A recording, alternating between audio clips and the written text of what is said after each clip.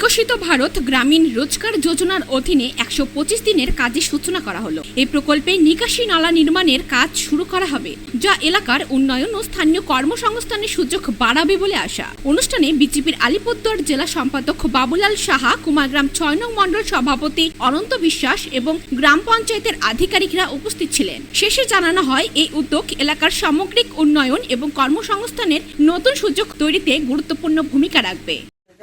আজকে আমরা খড়ডাঙ্গা 1 নম্বর অঞ্চল, এই অঞ্চলে ভিভি রামজির কাজ চালু হলো।